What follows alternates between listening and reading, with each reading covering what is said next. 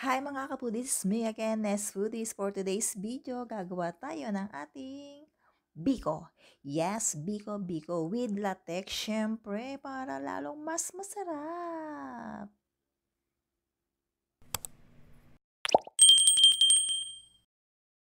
At ito na nga, umpisa na natin. So, ayan, ikakanggata, 2 niyog lamang ginamit ko. And then, pakukulan natin siya hanggang sa lumabas ang ating mantika. So, ayan na nga, nagumpisa na siyang kumulo.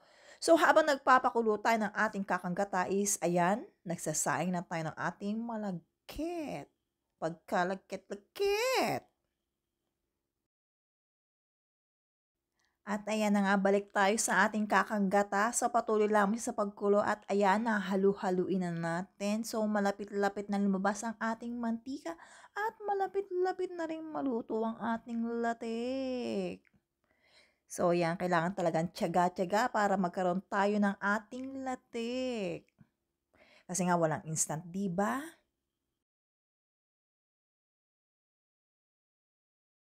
And then, finally, ito na, malapit na maluto ang ating latik. Then, after nyan, i-strain naman natin ang ating latik.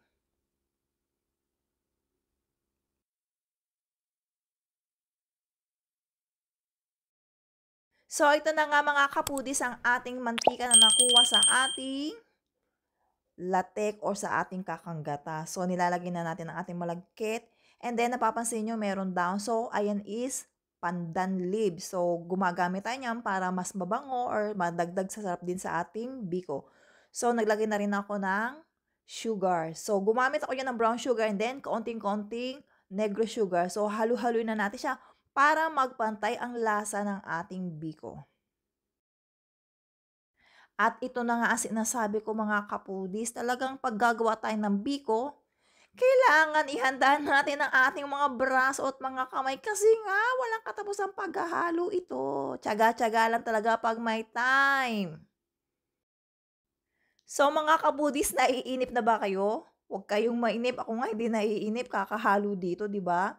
So, manood lang kayo ng manood habang ako'y naghahalo. So, malalaman nyo lang na pwede na ang ating malagkit o ang ating biko kapag medyo mahirap na siyang haluin. Yun talagang parang nakikipaglaban na siya sa ating ginagamit na sandok. Kaya medyo pahirap na siya sa paghahalo o pagmimix ng ating ano. Kasi nga, medyo malagkit na talaga siya. Dikit-dikit na siya eh. So, ayan na, natapos din. Natapos na rin ang pagkainip niya sa panunood, sa paghahalo-halo niya. So, ilalagay na natin siya sa ating bilao. So, ayan. So, by the way nga pala, itong aking ginagawa is order na are. So, ayan. Lagyan ko ng konting guhit-guhit. And then, after natin malagyan ng guhit-guhit, dinivide-divide pa ganang ganyan-ganyan pa. Oy!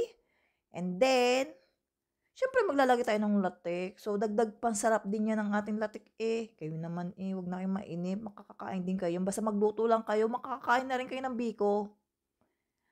At sa ayan na nga, sarap-sarap niya. So, by the way, size 14 yung ginawa kong yan and then binenta ko lang siya ng 550. O, di ba?